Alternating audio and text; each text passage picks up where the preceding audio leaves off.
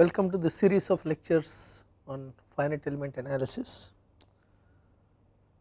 Before I start, I will show you a list of references which you may refer during this course.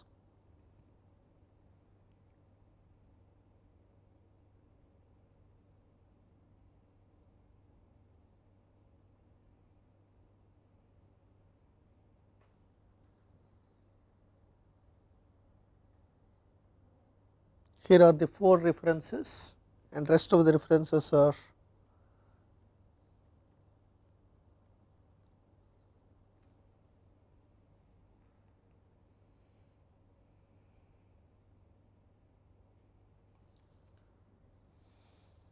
with this. Let us start with the lecture.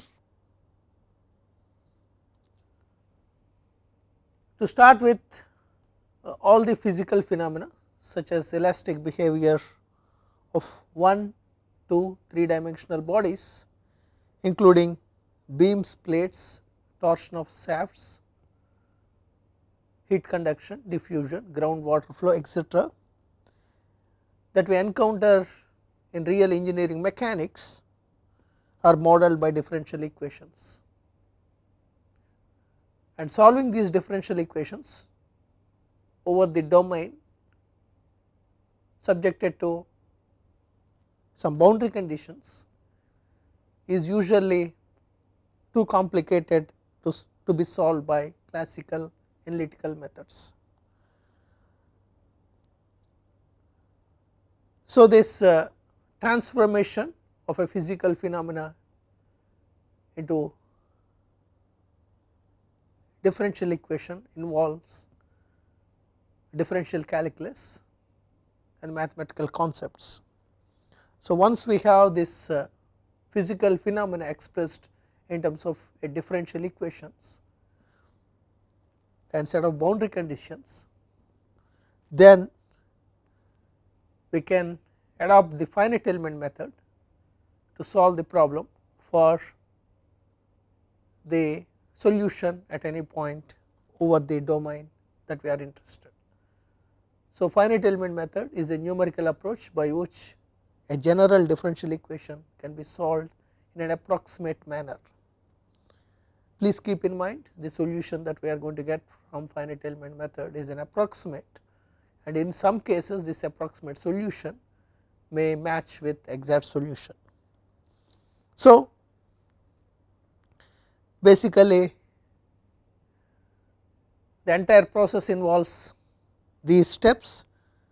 First, the physical phenomena needs to be addressed or needs to be converted into a mathematical model in the form of a differential equation that needs to be solved over a domain subjected to some boundary conditions.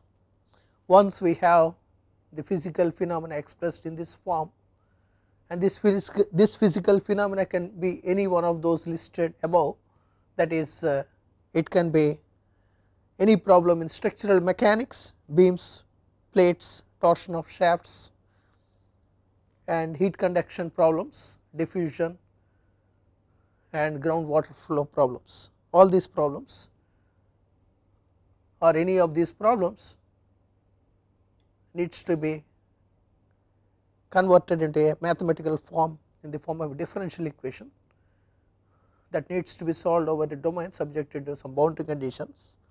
Once we have the physical phenomena expressed in that form, we can use some of the classical solution techniques in conjunction with finite element method to get the finite element equations, and which we can solve for the unknowns or the solution at any point on the domain. So, basically finite element method involves discretization of the entire solution domain into some number of elements, and key points in these elements are called nodes, So, depending on the approximation that we or the accuracy in the approximation that we are looking for, we can use elements having different number of nodes. So, the entire solution domain is divided into finite elements and solution is approximated at key points called nodes, and once we obtain the solution at the nodes, we can interpolate at any point in the solution domain using what are called interpolation functions or finite element shape functions. So, all those details we will be looking into this course.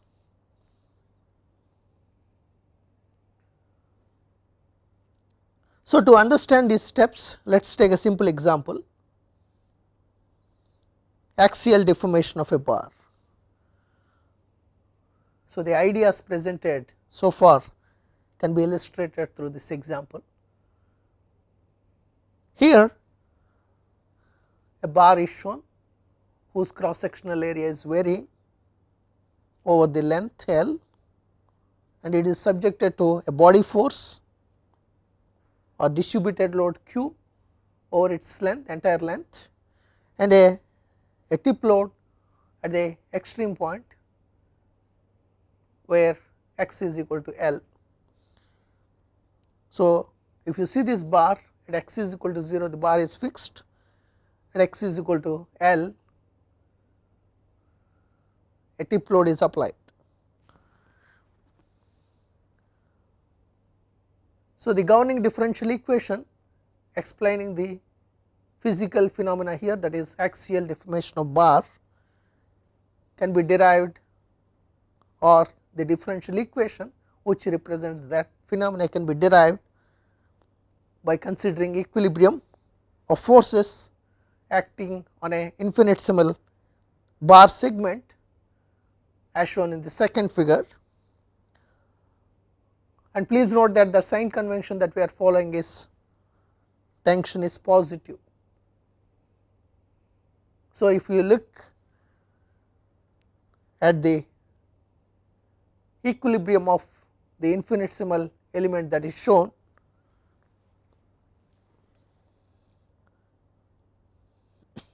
we can sum up all the forces acting in the x direction.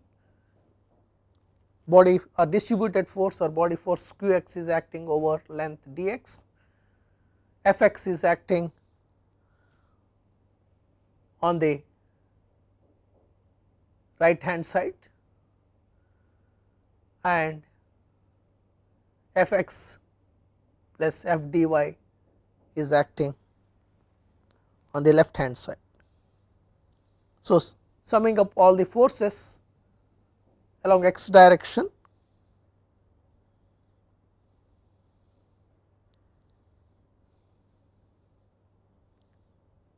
summation of forces in the x direction gives us this equation, which can be simplified to this form: derivative of f with respect to x is equal to minus q. And we know that if sigma x is the axial stress in the bar, force Fx is given by area of cross section times sigma from structural mechanics, and also according to stress strain law, sigma is equal to Young's modulus times strain. Strain here is denoted with epsilon, stress with sigma, Young's modulus with E, and also we know that according to strain displacement relationship, strain epsilon is derivative of u or derivative of displacement with respect to x, where u is axial displacement. And so, substituting all this, that is F is equal to stress times area of cross section. Stress is given by Young's modulus times strain, strain is given by first derivative of axial displacement. Substituting all this information into the equation that we have, derivative of f with respect to x is equal to minus q, we get this differential equation, which is a second order differential equation, and this differential equation or at any or every point along the length of the bar needs to satisfy this differential equation for it to be in equilibrium. So, we need to solve this differential equation and subjected to boundary conditions. Boundary conditions we can easily figure out for this particular problem. If you recall, a bar is fixed at x is equal to 0 and a tip load is applied at x is equal to L. That means axial displacement evaluated at x is equal to 0 is 0 and point load, that is Young's modulus times area of cross section evaluated at x is equal to L times derivative of axial displacement with respect to x evaluated at x is equal to L should be equal to the tip load. So, these are the two boundary conditions. So, boundary conditions are these. So, we need to solve the differential equation representing the physical phenomena of axial deformation of a bar over the domain x going from 0 to L subjected to these two boundary conditions.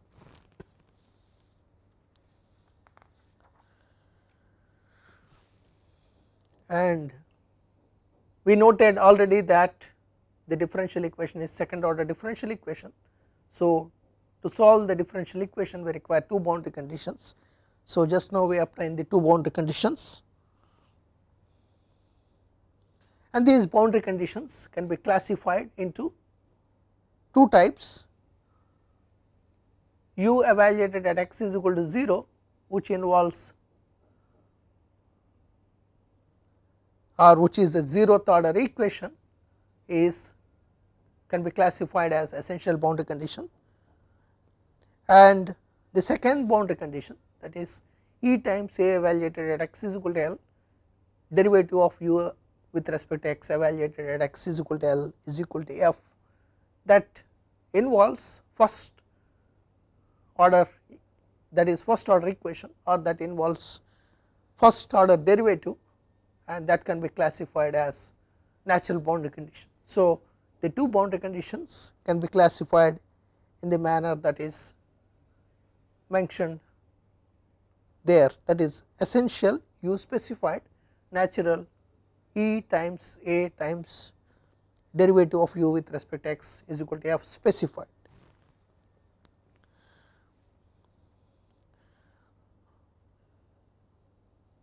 So, for a general boundary value problem of order 2p, how to classify these boundary conditions?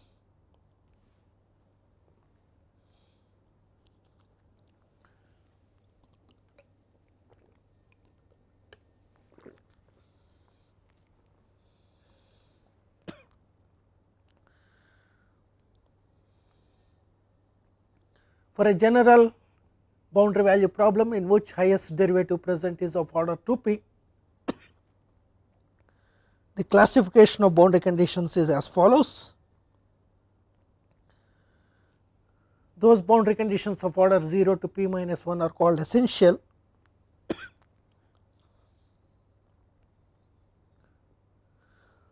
Those boundary conditions of order p2 to p minus 1 are natural boundary conditions. So, this is how for a general boundary value problem of order 2p, boundary conditions can be classified into essential and natural. In case the information about the physical phenomena which the differential equation is representing is not available. So, with this, before we proceed to the derivation of finite element equations, let us look at some of the approximate methods for solving boundary value problems. There are several classical methods for obtaining approximate solutions of boundary value problems. and which forms the foundation for finite element methods or any other method like boundary element method. So, now let us look at some of the approximate methods, and these are very important because as I just mentioned they form foundation for understanding finite element method, because as you can see in the later part of the lectures, some of these methods that we are using or that we are going to see now, we are going to substitute finite element approximation into the equations that we obtain using these methods. So, basically all the classical methods can be categorized into two groups. One is called weighted residual methods. In weighted residual methods, or in the weighted residual methods, work on the boundary value problem directly and try to minimize some measure of error in the solution, which is called residual. And the other category of methods or variational methods, in these methods the boundary value problem is first expressed in an equivalent variational form or weak form, and the approximate solution is constructed from this variational statement or weak form. And in both these classes of methods require a general form of solution to be assumed first, and this general form of solution can be polynomial based trial solution, or it can have some other quantities like trigonometric terms. And this trial solution must include some unknown parameters which can be determined based on the techniques or based on the technique that we are going to adopt for each of these methods.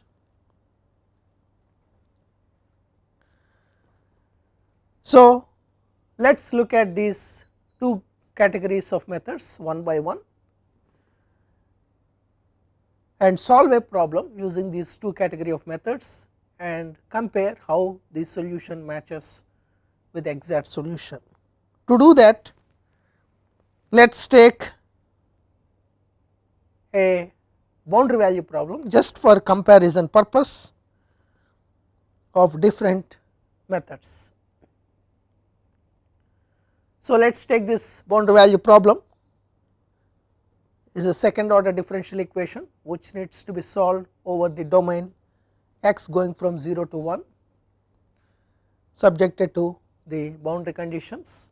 Since this is a second order differential equation, as you can guess we require two boundary conditions to solve this problem, and the two boundary conditions that are given here turns out to be essential boundary conditions. If you recall the thumb rule that we just looked at, if a boundary value problem is of order 2p, those boundary conditions of order 0 to p minus 1 are essential, and those boundary conditions of order p2 to p minus 1 are natural boundary condition.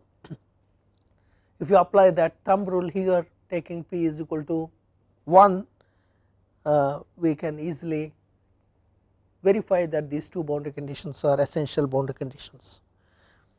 Anyway, we can solve this problem exactly by integrating it twice and getting the integration constants by substituting the boundary conditions.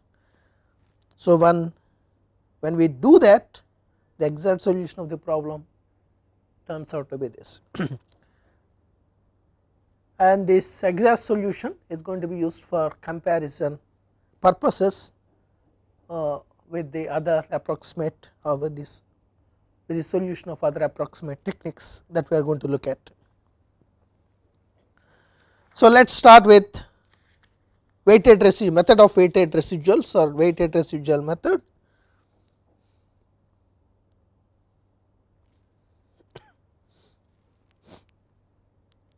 assume an approximate solution of boundary value problem, and let us assume a polynomial based trial solution,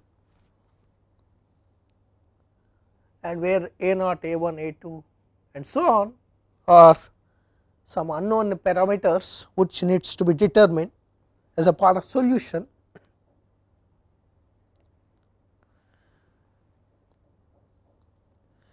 And when this solution is substituted in the given boundary value problem or into the given differential equation, right hand side is not going to match with the left hand side, and the difference, that is difference between right hand side and left hand side is this residual denoted with E, and it is going to be a function of x,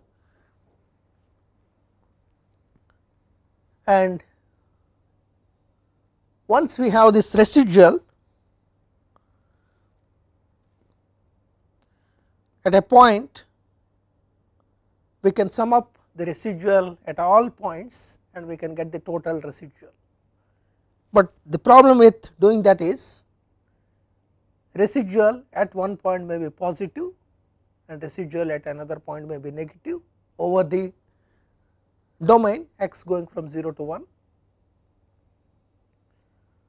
So, residual, positive residual gets cancelled with negative residual, and there is a danger of error cancellation, and to avoid such situation we are going to use, or we are going to multiply this residual with a weight function and integrate over the problem domain, that is 0 to 1. So, weighted residual is denoted with R integral weight function times residual integrated over the problem domain, and this weight function is a suitable weight function. The simplest weight function is residual itself, because the main purpose of this weight function is to avoid error cancellation, or the main purpose is to make error positive. So, we can, if we take a quantity whether it is positive or negative, when we square it we are going to get a positive quantity. So, that is why the simplest weight function that we can have is residual itself.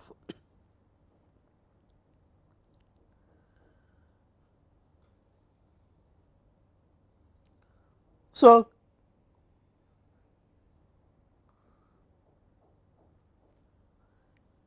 as it is mentioned, clearly squaring E, that is choosing weight function is equal to residual itself, will avoid error cancellation, and depending on the weight function that we choose, different methods of weighted residuals are there. So, only difference between different methods of weighted residual is the way in which the weight function is defined.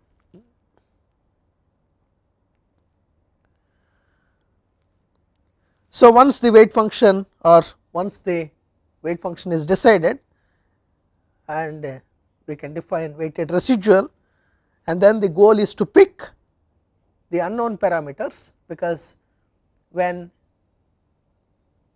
we substitute the trial solution or approximate solution into the residual,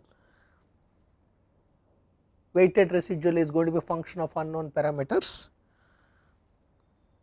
So, our goal is to minimize the weighted residual or to find the unknown parameters a0, a1, a2 such a way that weighted residual is minimum. Sometimes we need to include even boundary residual, which we will be seeing later when we solve the problems. Since the approximate solution is not going to satisfy boundary conditions also accurately or exactly, a residual is going to come into picture as a part of boundary. So, that also needs to be included in the calculation of weighted residual for minimization of weighted residual. So, some of the commonly employed weighted residual methods are least square method, collocation method, Galerkin method. Now, let us solve the differential equation problem or boundary value problem that we looked at, whose exact solution we already know. We can solve that problem using each of these methods, least square method, collocation method and Galerkin method.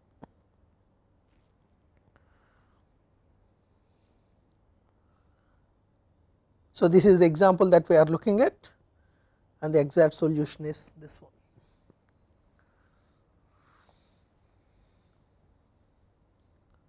So, let us start with a polynomial based trial solution and let us take a quadratic trial solution. So, it is up to us to what order that we can choose. So, here we will solve this problem using quadratic trial solution, that is, let u be a naught plus a 1 x plus a 2 x square, and this trial solution, before we substitute into the residual, this trial solution needs to be, or the trial solution that we use needs to be admissible trial solution.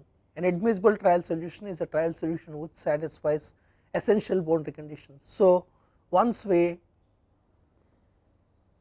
assume a trial solution like this, we need to make sure that it satisfies essential boundary conditions. So, before we proceed with this trial solution, we need to make sure that this satisfies the condition that u evaluated at x is equal to 0 is 0, u evaluated at x is equal to 1 is 0. So, substituting or forcing those conditions on this trial solution, we can determine or we can eliminate some of the unknown parameters or unknown coefficients out of a naught, a 1, a 2. So, doing that we get this a naught is equal to 0, a 1 is equal to minus a 2. So, the trial solution, by after substituting this information into the trial solution that we started out with, quadratic trial solution, a naught plus a 1 x plus a 2 x square, a naught is 0, a 1 is equal to minus a 2, substituting that we get this. So, this is an admissible trial solution. So, we can substitute this into the residual. Before we substitute, if you recall, residual involves second derivative of u with respect to x. So, we need to find first second derivative of trial solution with respect to x, or first and second derivatives of trial solution are shown here. So, once we have this, we can actually substitute into the residual. In least square weighted residual method,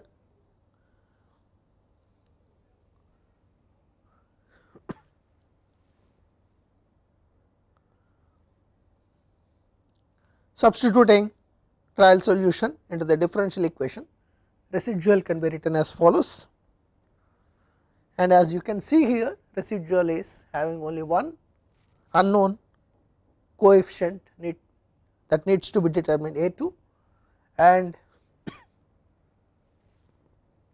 in least square weighted residual method,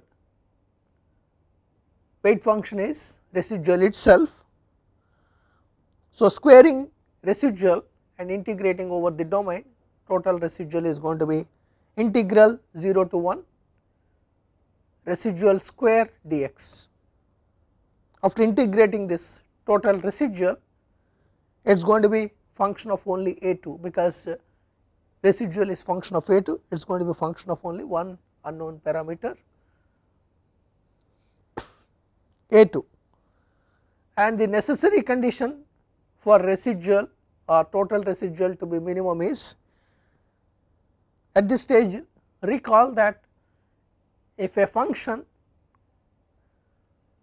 f which is function of x is given to you, and if you are asked to find what value of x makes this function minimum, the first thing that you are going to do is take the first derivative of f with respect to x equated to 0, solve for x, and that value of x gives you minimum or maximum, and at least that first derivative of f with respect to x is equal to 0, that equation is the necessary condition for finding minimum of x value which makes function, or the x value for the which makes the function minimum. So, that is the necessary condition that you can recall. Same logic we are going to use here. So, I want to find A2 such a way that this total residual is minimum and total residual is function of A2. So, the necessary condition is going to be the partial derivative or derivative of this total residual with respect to this unknown parameter is equal to 0. So, the necessary condition for minimum of total residual is as follows: partial derivative of total residual with respect to unknown parameters. Here in this particular example that we are looking at, residual has only one unknown parameter A2, but in some other example we may have more number of unknowns. In that case, to determine all those unknown parameters or unknown coefficients, we need require as many number of equations as the number of unknowns that needs to be determined. So, this is the necessary condition, and this necessary condition can further be simplified by noting that integration and differentiation are interchangeable, and taking differentiation inside we get this equation, and here u is 2 is can be cancelled out on both sides and we get this equation. So, weighted least square weighted residual criteria can be written like integral 0 to 1 partial derivative of E with respect to A times E dx is equal to 0. So, this is a least square weighted residual criteria, and whatever statement I made earlier, that can be revised based on this equation. This equation can be interpreted as a special case of general weighted residual statement, where weight function is Wi is partial derivative of residual with respect to the unknown coefficient Ai. So, this is about least square weighted residual method, and now let us go back and solve the problem that we are looking at, the boundary value problem that we are looking at. So, now this is how weight function can be determined in least square weighted residual method. So, applying this to the problem that we are looking at, for the boundary value problem that we are looking at, residual is given by this. So, weight function is partial derivative of this residual with respect to the unknown coefficient A2, it gives us -2. So, once we have this weight function or weight W2, we can take this W2 and multiply with the residual and integrate over the problem domain between 0 and 1 equated to 0. Here residual is a function of A2. So, we are going to get an equation, only one equation in terms of A2, and we can solve this equation and find A2.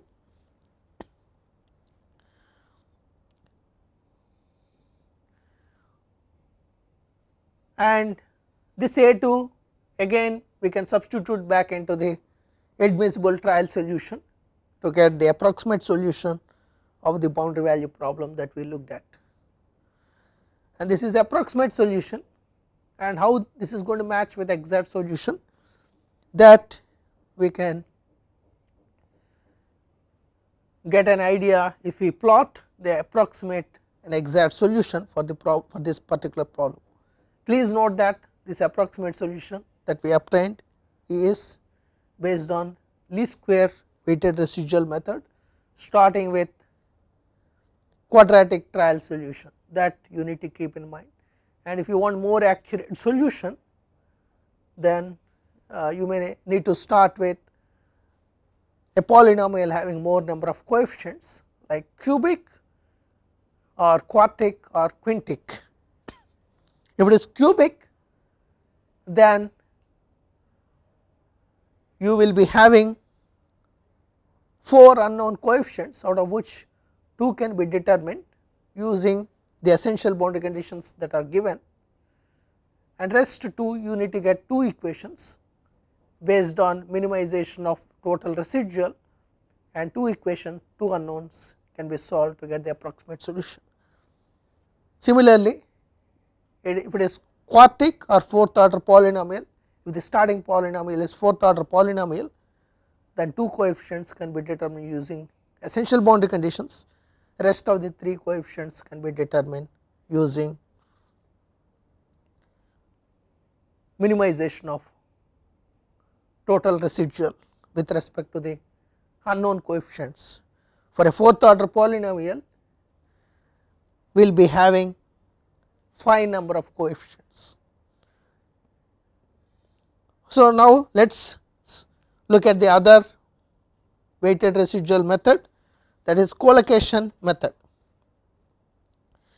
Basically, in collocation method, we will force residual to be 0 at a particular, at some chosen point, and that point is totally, the selection of that point is so totally arbitrary. So, residual at xi is equal to 0, this is that is we are actually forcing residual at point xi equal to 0, and please note that this equation can be written in this manner: integral Dirichlet delta function times residual Dirichlet delta function, here is delta x minus xi, integral of this, or this integral is same as E evaluated or residual evaluated at x is equal to xi, where xi is the collocation point and delta x minus xi is the Dirichlet delta function. And I hope you know what is Dirichlet delta function. If not, here is the definition: delta x minus xi is equal to 0 if x is not equal to xi, that is singular at x is equal to xi, and its integral over the domain, the entire domain is equal to 1. So, if we compare this with the weighted residual method, the concept of weighted residual, the definition that we looked at, we can easily notice that the weighting function here for collocation method is Dirichlet delta function.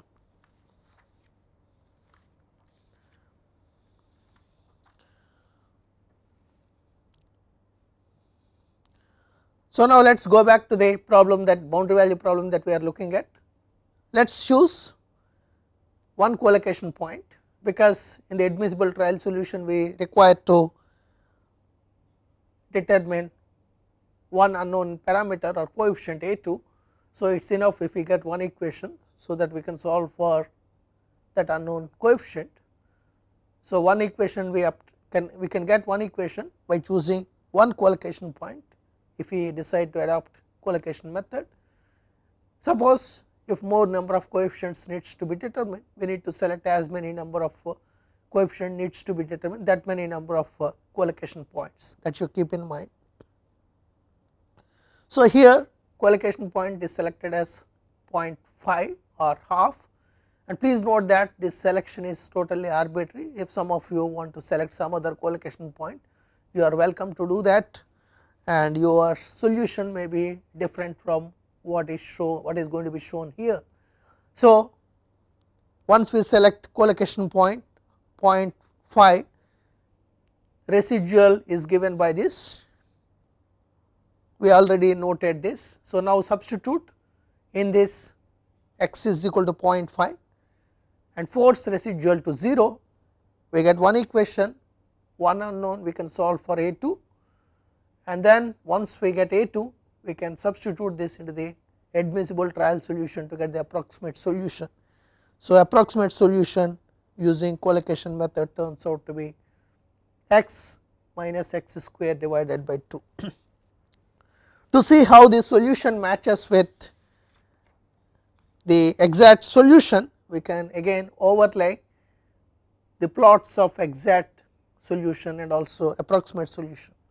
I forgot to mention, even in the previous plot that we have seen for least square weighted residual method, when we are solving this problem, even the derivative of the trials or derivative of the approximate solution is also shown. So, solution of u and derivative of u, the comparison with exact is shown here. And please note that this is the solution that we obtained using collocation method by starting with a quadratic trial solution and choosing collocation point as 0.5. If somebody is choosing a different collocation point, you are going to get a different solution and accuracy may also be different. So, that is one of the limitation. So, depending on, there is no unique solution, or you may not be getting unique solution if you choose different collocation points. Whereas, in the least square weighted residual method, if somebody is starting with quadratic trial solution and do it properly, they should get the same solution as what I showed here, but collocation method, it depends on the collocation point that is being chosen. And again, to improve the accuracy, somebody can start with, instead of quadratic trial solution, they can take cubic, quartic or quintic as a starting point, and they can proceed, and the only thing is they may need to get as many number of equations as unknown coefficient that needs to be determined, that is as many number of collocation points as the number of unknowns that needs to be determined. So, now let us look at the other weighted residual method, that is Galerkin method, and this is what we are going to use in conjunction with finite element method. So, in Galerkin method, weight function is defined as follows: Wi is equal to, or Wi is defined as partial derivative of u with respect to ai. Please recall that in least square weighted residual method, weight function is partial derivative of residual with respect to the unknown coefficients or unknown parameters, whereas in collocation method, weight function is Dirichlet delta function, and now for Galerkin method, weight function is partial derivative of trial solution with respect to the unknown parameters or unknown coefficients. So, with this, substituting this into the weighted residual definition, we can easily evaluate total weighted residual and minimize that total residual with respect to the unknown parameters to determine the unknown parameters. So, unknown parameters in the trial solution are computed using the following criteria, where Wi is defined as partial derivative of u trial solution with respect to the unknown coefficients. So, this is admissible trial solution, u is equal to a2 times minus x plus x square, and residual is given by this. And once we have the admissible trial solution, we can find what is weight function. For Galerkin method, weight function for this particular problem for Galerkin method is partial derivative of u with respect to a2 gives minus x plus x square. So, once we have this weight function, we can evaluate this integral, that is integral 0 to 1 w2 times residual is equal to 0. We can evaluate this, we get one equation and one unknown in terms of a2, and we can solve this one equation one unknown and find what is a2. So, once we have this a2, we can substitute back this a2 into the admissible trial solution and we can get the approximate solution. So, once again, this is the solution, this is the approximate solution that we obtained starting with quadratic trial solution using Galerkin method. Now, let us see how this solution compares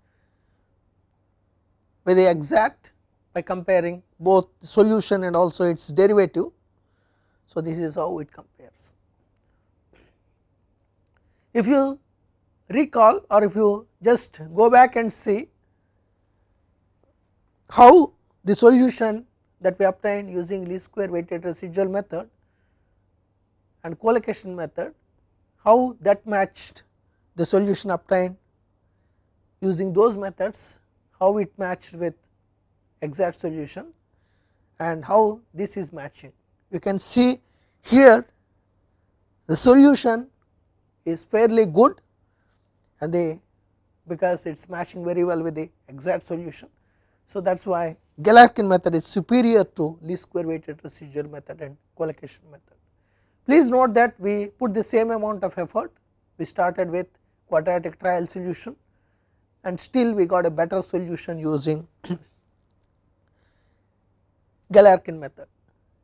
And if one wants to improve this solution that we just obtained using Galerkin method with quadratic trial solution, they can do it by starting or by selecting cubic, quartic or quintic polynomial as a trial solution. Only thing is, as the number of coefficients in the trial solution increases, effort increases. So, now let us look at a small modification to this Galerkin method, which is called modified Galerkin method. The basic Galerkin criteria is this one, just now we looked at, and where E is nothing but pointwise residual obtained by substituting trial solution into the differential equation, and weighting functions are given by this one. And please, if you recall, the residual that we have seen in the boundary value problem involves second derivative of trial solution. So, computation of residual requires differentiating trial solution twice, or it can be for some other case it can be as number of times as the order of the highest derivative in the boundary value problem. So, therefore, to get the second derivative we need to start at least with a trial solution which is quadratic, because we are looking for second derivative when we are calculating the residual. In the previous problem, in some other problem it may be it depends on the order of the differential highest derivative that is appearing. So, we are unnecessarily increasing the demand on the starting trial solution. So, the computation of residual requires differentiating the solution as many times as the order of highest derivative in the boundary value problem. Thus, a second order boundary value problem require differentiating residual twice. Therefore, if basic Galerkin criteria is used directly, it would mean that we must use at least quadratic polynomial as a trial solution for second order boundary value problem. So, is there a way that we can reduce this demand on the starting trial solution? That is the question, and there is an answer to that also. Fortunately, by simple integration by parts it is possible to reduce the order of derivatives required in the trial solution, and this makes it possible to even use linear trial solution if desired, and this is very important in finite elements, since a large class of elements are based on linear assumed solutions. This point it will be clearer for you at later stages of this course. So, now let us look at how to proceed. So, let us take this example. For a while forget about the previous example that we are looking at, the boundary value problem, which involves sine function, And now let us look at this boundary value problem, which is a second order boundary value problem, and we need to find approximate solution of this over the domain x going from 0 to 1, and it needs to satisfy two boundary conditions. U evaluated at x is equal to 0 is 0, and first derivative of u evaluated at x is equal to 1 is 1. And if you see, compare with the thumb rule that we already noted, it turns out that one of the boundary condition, that is u evaluated at x is equal to 0 is essential, and the other boundary condition which involves first derivative of u is natural boundary condition. That is just a side note. So now applying the Galerkin criteria, basic Galerkin criteria over this weight function times the difference between the left hand side and right hand side, or the residual integrated over the problem domain equated to 0. So this is the basic Galerkin criteria, and here the demand on the starting trial solution, we want to reduce it. So what we can do is, we can integrate the term which is having highest derivative, and in this case it is the first term. Integrate the first term by parts, and integration by parts formula is reproduced here, and if we have f times derivative of g with respect to x integrated between x1 to x2, it can be written as f times g evaluated between the limits x1 x2 and integral x1 to x2 g, or minus integral g times first derivative of f with respect to x. So this is integration by parts. So using this formula over the first term, we can reduce or we can rewrite the first term in this first term without having the second derivative of u. So the derivative of u on the first term can be reduced using integration by parts, and after doing that and substituting back into the first equation, we get the equation which is shown at the end. So if you see this last equation, you can see that